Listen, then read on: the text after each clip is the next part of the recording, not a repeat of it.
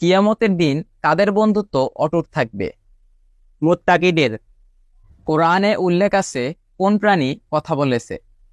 পিঁপড়া। শয়তানের সিংহাসন কোথায়? সমুদ্রের উপরে। আদম সন্তান কোন অঙ্গ দ্বারা বেশি পাপ করে?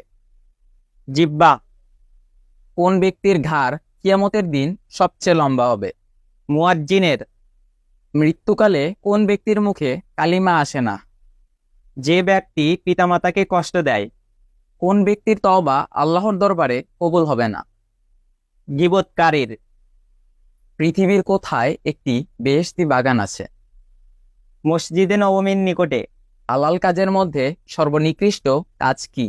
স্ত্রীকে তালাক দেওয়া ও ভিক্ষা করা। কোন সাহাবী শয়তানকে 3 দিন বন্দী রেখেছিলেন? হযরত আবু হুরায়রা রাদিয়াল্লাহু তাআলা আনহু। কোন সাহাবী দাজ্জালকে দেখেছিলেন? হযরত